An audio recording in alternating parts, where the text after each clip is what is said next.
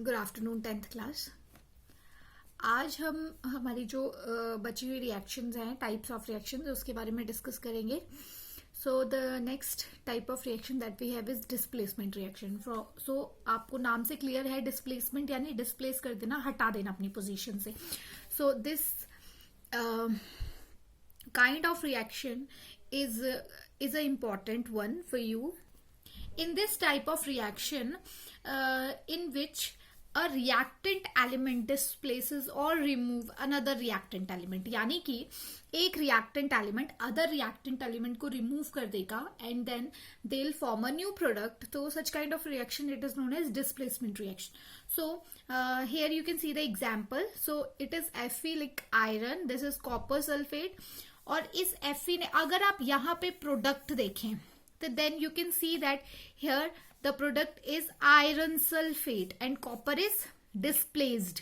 So in this reaction iron ने क्या किया, कॉपर को उसकी पोजीशन से डिस्प्लेस कर दिया और वहां पे जाके खुद सेटल डाउन हो गया.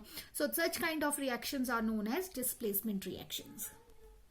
The other type of reaction that we have is double displacement reaction. So displacement reaction आपने पहले देख लिया कि जब एक reactant जो है वो other reactant को reaction से displace कर देता है.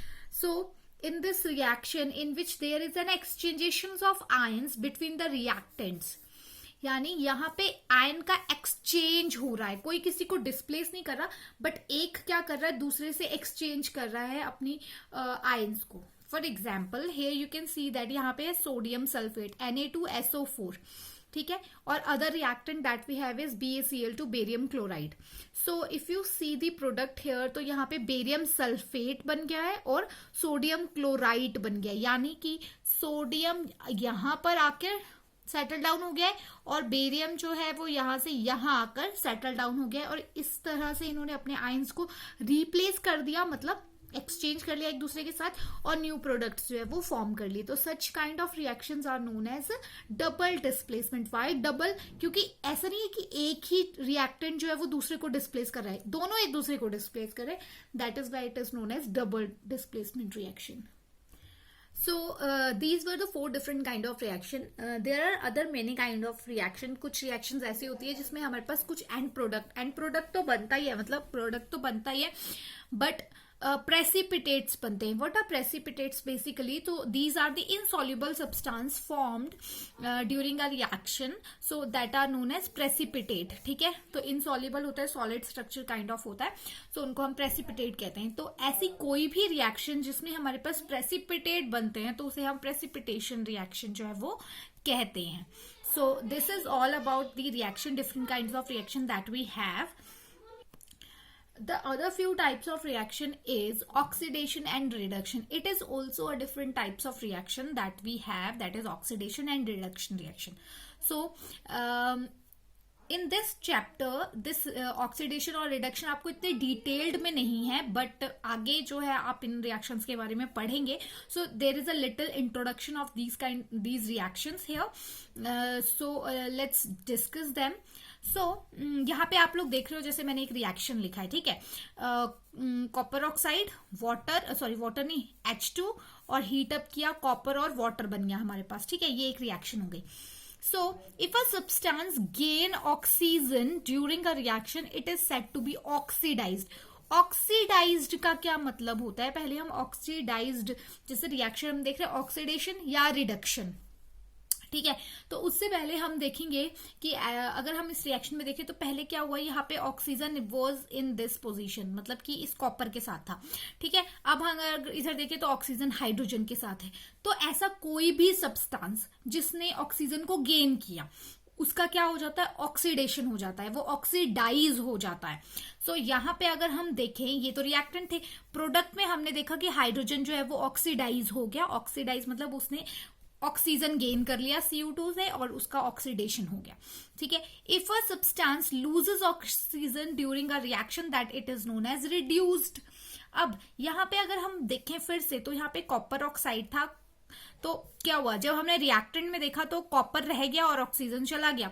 तो यानी ऐसा सब्सटेंस जिससे कि ऑक्सीजन दूर चला जाए या फिर जो ऑक्सीजन को लूज कर दे, उसका क्या हो जाता है, वो रिड्यूस हो जाता है वो सब्सटेंस. तो ऐसी रिएक्शंस जिसमें कि सिमिलरली हमने ये रिएक्शन देखी और इसमें देखा कि रिएक्टेंट में क्या था, जो कॉपर था उसका क्या हुआ था, वो ऑक्सीडाइज हुआ था। क्यों? क्योंकि उसके साथ ऑक्सीजन लगा हुआ था। बट हम रिएक्टेंट में प्रोडक्ट में अगर हम देखें तो हाइड्रोजन का ऑक्सीडेशन हो गया है, ऑक्सीडाइज हो गया है। क्यों? क्योंकि उसने ऑक्सीजन को गेन कर लिया है। जबकि कॉपर का क्या हुआ है, रिडक्शन हुआ है। क्यों? क्योंकि उसने ऑक्सीजन को रिड्यूस कर दिया, मतलब खो दिया। ठीक है। So these kind of reaction जिसमें कि रिएक्टेंट जो है ऑक्सीडाइज हो रहा है और कोई एक सब्सटेंस है वो रिड्यूस हो रहा है, एक ऑक्सीडाइज हो रहा है, तो इनको ऑक्सीडेशन रिडक्शन रिएक्शन कहते हैं। पूरी रिएक्शन को ऑक्सीडेशन रिडक्शन कहा जाएगा जबकि किसी एक सब्सटेंस का क्या हो रहा है, वो ऑक्सीडाइज हो रहा है या फिर रिड्यूस हो रहा है। जैसे कि हमने प्रीवियसली देखा कि जो रिएक्टेंट में ऑक्सीजन जो था वो कॉपर के साथ लगा हुआ था। बट अगर हम प्रोडक्ट की बात करें तो प्रोडक्ट में हाइड्रोजन जो है वो ऑक्सीडाइज हुआ है। कैसे ऑक्सीडाइज हुआ? क्योंकि उसके साथ जाके ऑक्सीजन लग गया। वेयर एज अगर हम कॉपर देखें तो वो क्या हुआ है, रिड्यूस हुआ है, क्योंकि उससे ऑक्सीजन जो है वो रिमूव हो गया। तो कॉपर ऑक्साइड से कॉपर बनने तक की रिएक्शन को रिडक्शन कहेंगे, वेयर एज हाइड्रोजन से या वाटर बनने तक की रिएक्शन को हम ऑक्सीडेशन कहेंगे। जबकि अगर सिंगली इनकी बात करें, हाइड्रोजन का क्या हुआ तो ये ऑक्सीडाइज हो गया और कॉपर का क्या हुआ, ये रिड्यूस हो गया। सो सच रिएक्शन जिसमें ऑक्सीडाइज्ड एक सब्सटेंस ऑक्सीडाइज हो रहा है, एक रिड्यूस हो रहा है, तो उन रिएक्शन को हम ऑक्सीडेशन रिडक्शन रिएक्शंस कहते हैं या फिर रिडॉक्स रिएक्शन भी कहते हैं। So this is the redox reactions.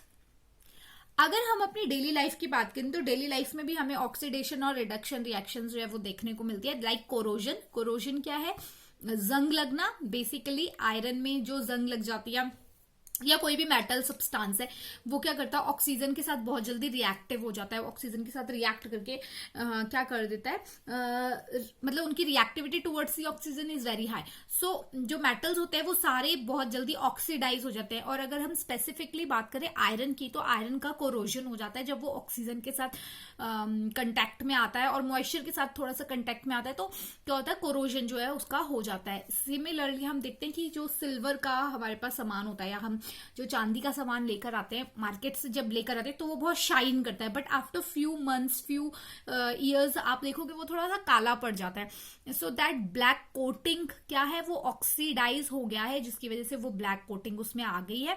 और ये एक एग्जाम्पल है हमारा ऑक्सीडेशन का। सिमिलरली हमारे पास रेंसिडिटी का एग्जाम्पल है। रेंसिडिटी इज लाइक कि व्हाट इट इज, रेंसिडिटी मतलब कि जब फैट्स और ऑयल जो है वो भी ऑक्सीडाइज हो जाते हैं तो दे बिकम रेंसिड। तो इससे उनके अंदर जो है वो खराब सी टेस्ट और स्मेल आने लग जाती है। तो उनको प्रोटेक्ट करने के लिए, फैट्स को, ऑयल को प्रोटेक्ट करने के लिए ऑक्सीडेशन से एंटीऑक्सीडेंट्स जो है हम यूज करते हैं। ठीक है, तो ये क्या करता है, हमारे फूड को भी या हमारे जो एडिबल सब्सटेंसेस होते हैं उनको ऑक्सीडाइज करने से क्या करता है, प्रोटेक्ट करता है। So this is all about your topic. So this was the last topic of this chapter. Now your chapter is over.